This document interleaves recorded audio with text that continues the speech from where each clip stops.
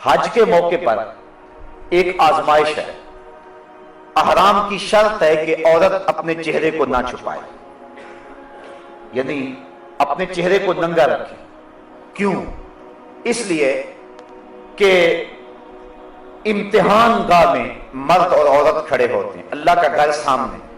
اللہ دیکھنا چاہتا ہے میرا بندہ میرے سے ڈر کر کے اپنی نظر کی حفاظت کرتا ہے کہ نہیں کرتا ہے.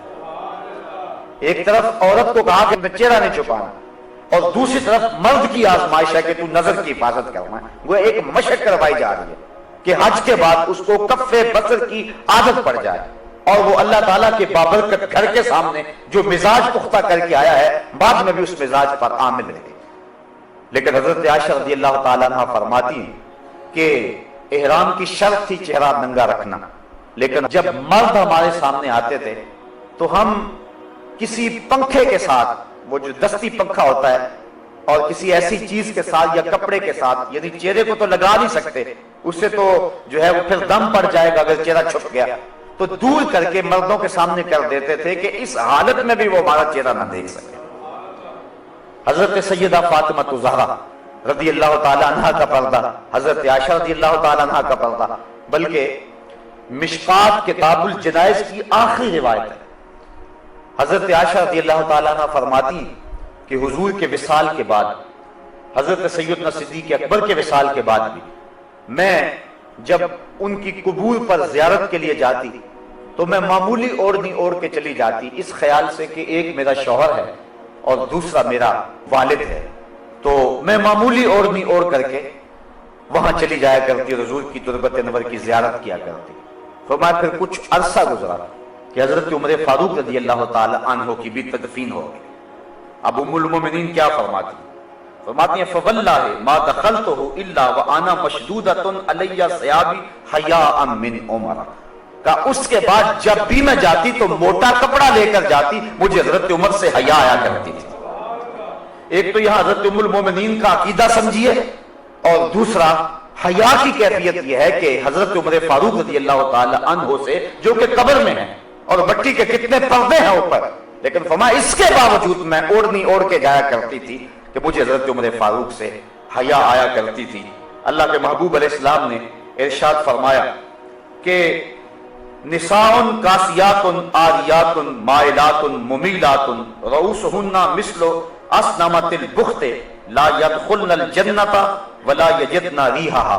فرمایا بہت ساری عورتیں کہ جنہوں نے کپڑے تو پہنے ہوئے ہیں لیکن ان کا لباس اس طرح کا ہے کہ ان کے ابھار اور ان کی پردے والی چیزیں ظاہر ہوتی ہیں، وہ لوگوں کو اپنی طرف مائل کرنے والی ہیں اور لوگوں کی طرف مائل ہونے والی ہیں، اور ان کے سر ایسے ہیں جس طرح بختی اونٹوں کی کوہانے ہوں. حضور نے فرمایا کہ وہ عورتیں کبھی بھی جنت میں داخل نہیں ہوں گی، بلکہ وہ جنت کی خوشبو بھی نہیں پائیں گی. اور احادیث میں آتا ہے کہ جنت کی خوشبو 500 سال کی مسافت سے آنا شروع ہو جائے گی. ابھی بندہ 500 سال دور مسافت پہ ہوگا کہ جنت کی مہک آنا شروع ہو جائے گی.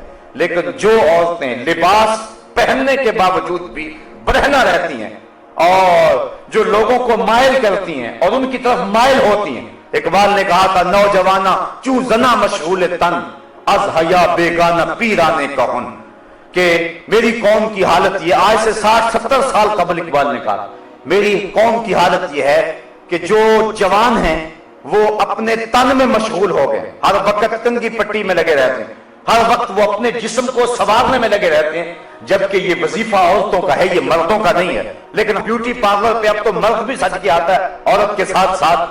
تو نوجوانہ چوں زنا مشغول تن، اقبال کہتا ہے کہ جو مرد ہیں جوان ہیں وہ بھی عورتوں کی طرح اپنے تن میں مشغول ہے.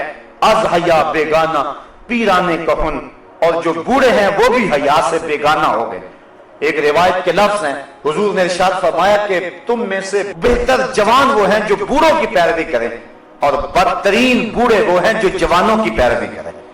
جوانوں کو بوڑھوں کے نقوش قدم پہ چلنا چاہیے، لیکن بوڑھوں کو جوانوں کے نقوش قدم پہ نہیں چلنا چاہیے، بلکہ ان کو اپنے بڑھاپے کا حیا ہونا چاہیے.